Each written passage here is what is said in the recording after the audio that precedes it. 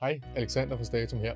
I den her video der vil jeg gennemgå, hvordan du bliver bedre til at gå til jobsamtale. Det er altså både forberedelsen inden, men også hvordan du skal agere til selve jobsamtalen.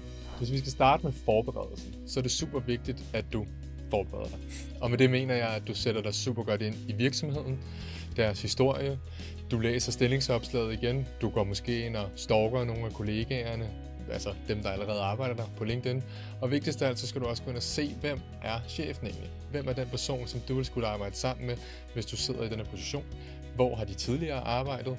Og hvis det ikke er chefen, som du skal til samtale hos, så skal du også finde ud af, hvem er det, du skal til samtale hos, og forberede dig omkring den person.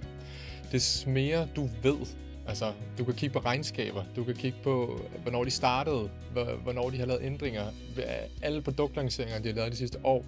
Des mere du ved, og des mere du kan snakke med om til jobsamtalen, des bedre indtryk på virksomheden får, at du faktisk har givet at sætte sig ind i dem, og derfor får de også et indtryk af, at du er motiveret for stillingen. En anden ting, som du kan forberede dig på og øve dig på for en spejl derhjemme, det er dit kropssprog. Det er vigtigt, at når du er til jobsamtale, at du ikke sidder og har et meget lukket kropssprog, at du sidder og kigger væk og ikke kan se personen i øjnene. Det er vigtigt, at du åbner op for den, du sidder overfor, at du kigger personen i øjnene, at du taler højt og tydeligt, og at du som sagt holder øjenkontakten, selvom det måske kan være en lille smule ubehageligt at sidde og stige en anden person ind i øjnene i en hel time. Men det giver bare et godt indtryk. Den tredje ting, som du skal overveje, det er dit tøj.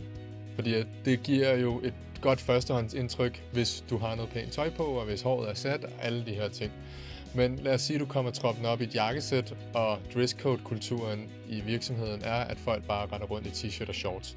Så vil du være lidt malplaceret. Omvendt, hvis du kommer i t-shirt og shorts, men alle render rundt i det stiveste pus, så vil du også være malplaceret, og de vil få et mærkeligt indtryk af dig fra starten. De vil få et indtryk af, at du ikke passer ind, at du ikke er en af dem.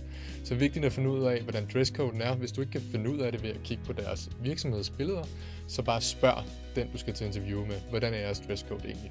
Så vil de fleste fortælle, hvad du kan slippe afsted med at have på, hvis man kan sige det på den måde. Og en lille bonusinfo er, at der er faktisk lavet undersøgelser omkring, hvilken farve, der er den bedste at på til jobsamtalen. Altså, hvilken farve, der giver det bedste førstehåndsindtryk. Og det er faktisk navy blue. Så hvis du har noget derhjemme, som er i navy blue, så kan du overveje at tage det på til jobsamtalen. Godt. Når du så er til jobsamtalen, så er det vigtigt, at du ikke er for frembrusende til at starte med. Sæt dig tilbage og lad personen, som holder interviewet, styre samtalen. Lad dem have følelsen af, at det faktisk er dem, der har overhånden. Du kan så i løbet af interviewen stille og roligt begynde at stille spørgsmål ind og få, taget samtalen lidt over på din side og vise, at du også har noget kontrol her. Fordi det værste er egentlig også, hvis du bare lader dem sidde og have kontrol hele vejen igennem, og du bare sidder kun og svarer på de spørgsmål, du stiller. Det er vigtigt, at du på et tidspunkt også går ind og begynder at stille spørgsmål. Og et spørgsmål, som er rigtig godt at stille, det er: hvad skal der til for at få succes i den her stilling? Og det er et spørgsmål, man godt kan stille næsten helt i starten af samtalen, fordi at så vil personen, der interviewer dig, snakke i forholdsvis lang tid. Og de vil fortælle dig præcis, hvad der skal til for at få succes i stillingen.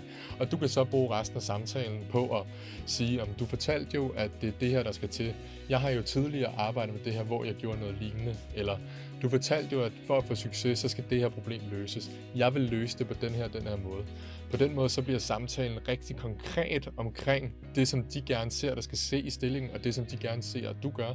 Og du kan bevise, eller i hvert fald argumentere for, hvorfor du er den rigtige til det. En anden ting, som også er rigtig god at slutte af med, det er spørgsmålet: har I nogle betænkeligheder ved at ansætte mig? Eller sagt på en anden måde: hvad vil være den største betænkelighed ved at ansætte mig? Fordi når man har været igennem et helt interview, så vil alle interviewere sidde til sidst og tænke: god kandidat på de her punkter, men jeg er sgu stadig lidt i tvivl om x, y, z. Men tiden er ved at være brugt op, og jeg kan måske heller ikke tillade mig at spørge om præcis det her. Så de vil bare pænt lukke samtalen ned. Men de vil altid spørge dig, om du har nogle spørgsmål. Så der kan du stille det spørgsmål og sige: hvad vil være jeres største betænkelighed ved at ansætte mig? Og det kan være, at de så siger: ja, vi skulle lidt i tvivl om din erfaring. Du har jo ikke helt nok erfaring inden for det her punkt, derfor kan vi blive i tvivl, om du faktisk kan løfte opgaven. Det, at du påtaler det og får dem til at sige det, det gør, at du kan imødekomme deres, usikkerhed, og måske få talt ind i, at den usikkerhed er ubegrundet.